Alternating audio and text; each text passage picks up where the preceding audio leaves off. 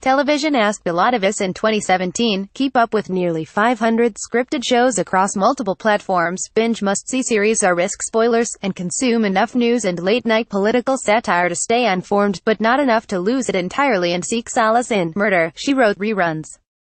In January alone, that meant ing late night during the week, Saturday Night Live on the weekend, ing one day at a time, at work, and filtering manic coverage of a brand new presidency.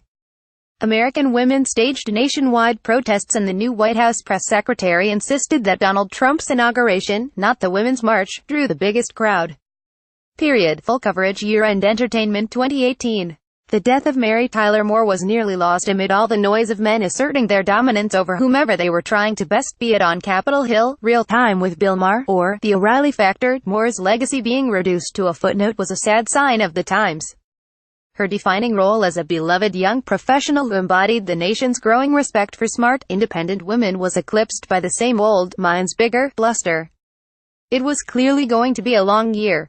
But something funny happened on that regressive trip back to the 1950s, or whenever it was that America was greater than it is now. Scripted programming with strong, smart and poignant female narratives arrived like a swaggering, pissed-off Jessica Jones, obliterating notions that nasty women were gone with Hillary Clinton's candidacy. Hulu's The Handmaid's Tale, and Harlots, FX's Feud, and Netflix's Godless all spoke to subjugated women outsmarting, if not blowing a hole through, the patriarchy. It's no coincidence that shows like these caused national conversations as powerful, accused UAL predators like Harvey Weinstein and O'Reilly fell. The collective ADD we felt last year with the election coverage and onslaught of new shows that you just have to see was somewhat remedied by a renewed sense of purpose in 2017's lineup. Even if the 7th season of Game of Thrones I wasn't a response to Trump's admissions of UAL assault on that Access Hollywood tape, the return of its former female victims as armor-clad warriors and rulers felt like victory. Same goes for Stranger Things. Forget passively ing Christmas lights for signs of her son's whereabouts. Joyce was out for Demogorgon blood. That power dynamic extended beyond dramas.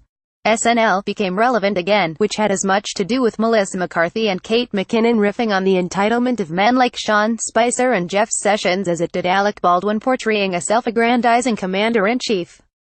The sheer volume of shows made by, starring or telling the stories of women was both astounding and, yes, at times overwhelming.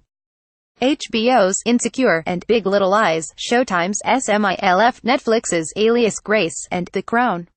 In its last season, Scandal still represents a remarkable breakthrough in a traditionally white, male medium. And in any other era, The Deuce, HBO's drama about the 1970s trade in New York, would have been presented through the male gaze. We would have never known how different the industry looks through a woman's eyes. Wonder Woman touched down on the big screen, and Supergirl, Jessica Jones returned to the small one. Their mission is still to save mankind, though in 2017, there seemed to be fewer men worth saving. At least, in the media. The year's multiple accusations against powerful men, and the accounts of their alleged UAL misconduct, were often egregious enough to make Game of Thrones brothel owner Littlefinger, who got his own comeuppance at the hands of women he once manipulated, blush.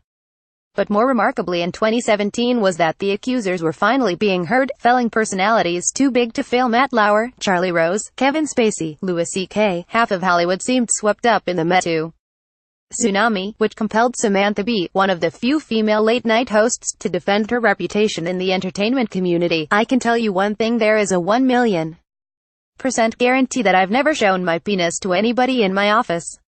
Bee joked recently. It's a punchline that's now funny thanks to all the female voices that changed the course of scripted TV and American culture. In 2017, a year that ended with the astounding and televised defeat of another symbolic figure with the name Moore. Caption Lorraine.Elliott LawTimes.com @LorraineEly